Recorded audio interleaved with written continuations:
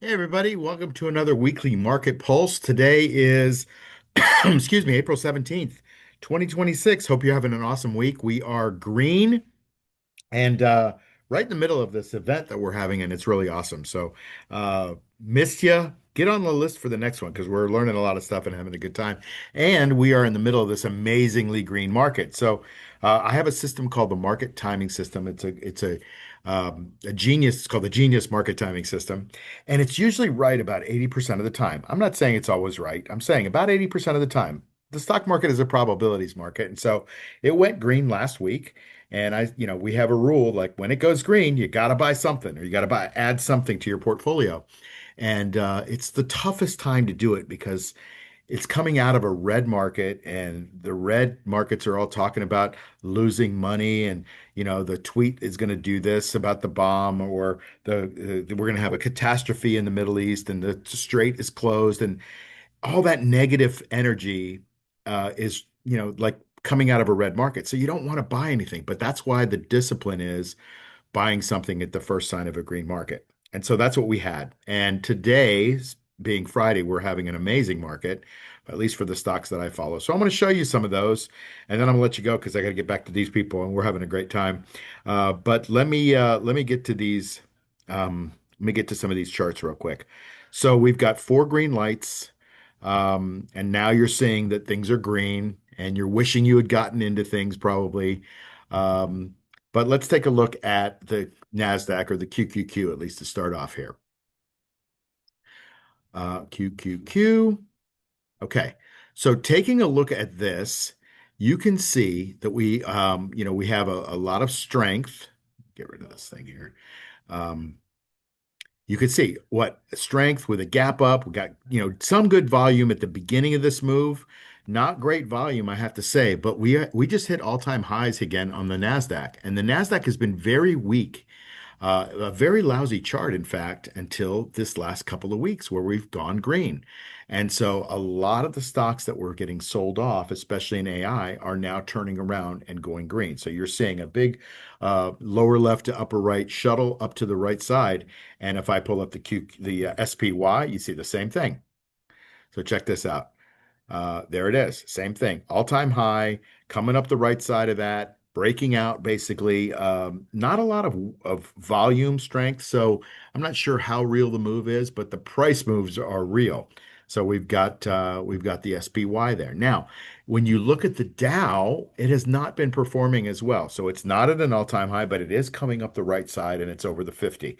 Some really good stuff, even with the Dow, even though it's not one of the strongest ones. And then I always look at the New York Stock Exchange Composite because that's the biggest index. It's got the most industries in it, and it looks really healthy, although, again, not at an all-time high.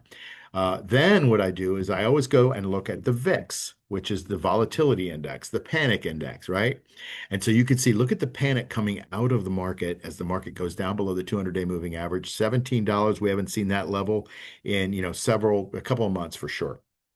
So how does that paint the picture? Well, the picture says things are moving up, money's coming off the sidelines, panic is lower. We want to get back into this market. Everybody seems to think that, oil is going to be the catalyst that leads us out of it as oil goes down in price, because oil leads to a lot of inflation and inflationary conditions because things get moved through transportation, and that has to deal with oil. A big oil drop like we had today leading to very bullish conditions. Okay. Let me run through a few stocks and you can get the idea. I like to put a lot of dots together to paint the picture, right? It's not one dot or two dots on the screen that makes up the picture. It's a bunch of dots. So let's start with Apple, which to me, uh, it looks to me like it's coming up the right side of this consolidation. And I've just liked Apple for a couple of weeks, and I've liked it bouncing off the 200-day moving average, actually. You're seeing it over the 50, over the 200, at 270. It's going for this all-time high here at 290, 288.62. And it's got some work to do to get there, but it's Apple and it's a chugger. And I, kind of like the price action right now on Apple. Still some time to get in. NVIDIA finally is making a nice move up the right side of this consolidation here. You can see this dotted line up here at 212. That's where it's going.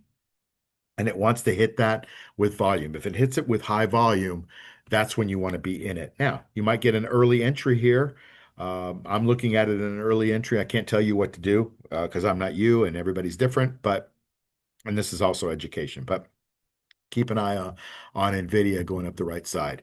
Speaking of the right side, you're going to see a lot of these stocks want to go up the right side. Look at SanDisk, right? This has been an unbelievably strong stock, relative strength rating of 99 on SanDisk.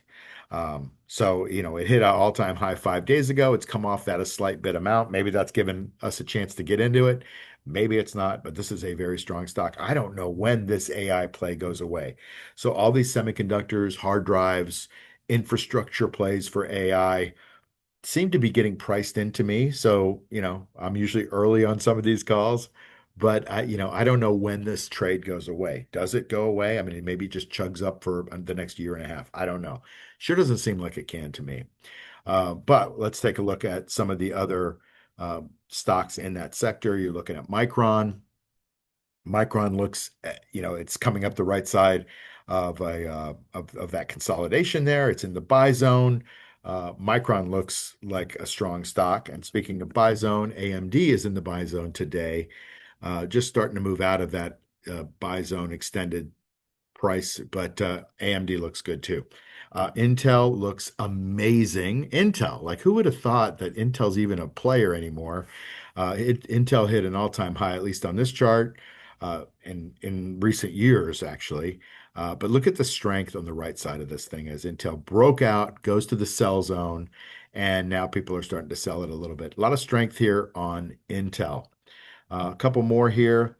Google doing the right moves on the wrong volume. So coming up the right side of this cup pattern looks really good, but if you look at the volume down here, there's not a lot of conviction.